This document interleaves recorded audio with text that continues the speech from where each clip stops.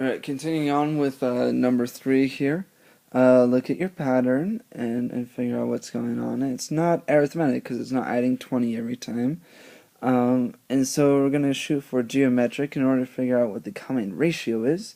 Take any two consecutive terms and do the second one divided by the first one to get your growth rate. When you do that, you get 1.2. And so it's looking like it's adding 20% every time here. Okay, and so if you want to check the others, you can. It comes out to be the same thing. If you do like 144 over 120, you'll also get 1.2. And so it's multiplying by the same number every time, and that number is 1.2.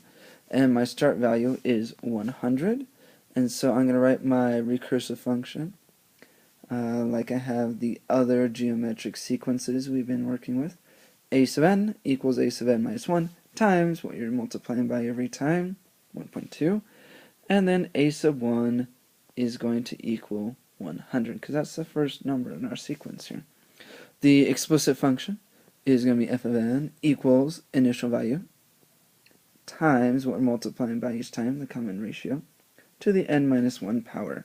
And ta-da, here's our function.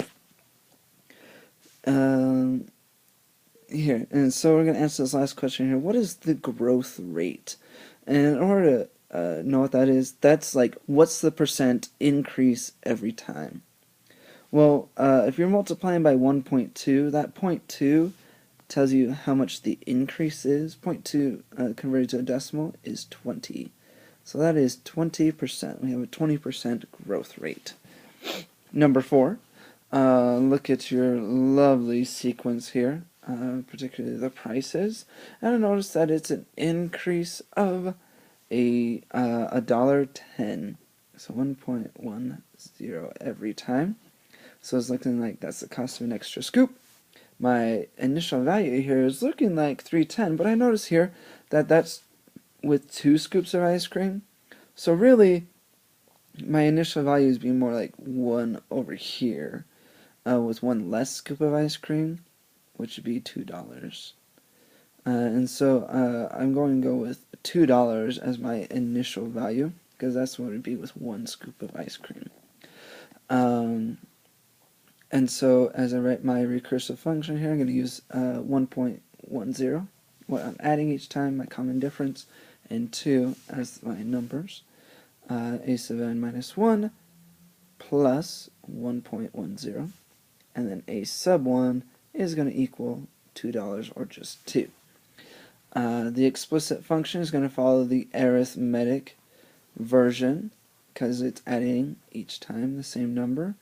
1.10 is going to go in front of n minus 1, and then you add on the initial value, which is 2. You can put in the 2.00, but 2 and 2.00 are the same thing. Number 4, what would the domain for this function be? On this one, like, think about the situation and what could be like the possible number of ice cream scoops. Remember, domain is the x values, so this top row here. It wouldn't make sense to have like negative scoops of ice cream, and some would argue like whether to write down 0 scoops of ice cream as being a viable amount, like it is, you know, if you're just going to buy a cone. But here I've already said that I'm starting with 1 scoop, and so that's going to be my first term on my domain. It starts with 1, goes to 2, 3, and it's going to continue on from there. So I'm going to use my curly brackets here because it's not including the middle numbers. I'm not going to plug in 2.1 or 3.7 scoops. It's just these whole numbers. If you want to write it out in words, this would be the positive integers for my domain here. And that's it for number 4. Moving on to 5, and notice it looks like a beautiful line here. And so trying to get the values here should be fairly good, fairly easy. In order to get the sequence from this, you need to like get the values for these points here, get the coordinates. This first one, it looks like it's going to be 1, 1, for this bottom left number here. The next one is looking like 2, probably 5, 2, 5. And then my next one is going to be 3, probably 3, 9. And then 4, probably 13. Yeah, probably 4, 13.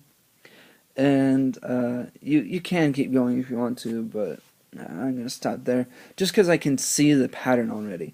If you look at these y values, 1, 5, 9, 13, that's like the sequence we're going to look at. 1, 5, 9, 13, well, that's just adding 4 every time. So our d, our common difference, is going to be 4.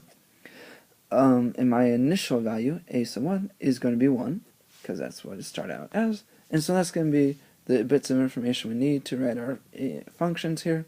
A sub n equals a sub n minus 1 plus 4, and a sub 1 equals 1. So there's our first function, the recursive function. And we got f of n equals what we're multiplying by, adding each time in front of n minus 1, and then plus our initial value of 1. And it's asking what would the term value be for term number 15. Well, you just take 15 and you plug it in. And so f of 15 equals 4 times 15 minus 1 plus 1. 15 minus 1 is 14, so do 4 times 14, which is going to give you 56. And then you add the 1 on the end to get 57. So that's going to be the term value for number 15. And that's going to be it for this recording.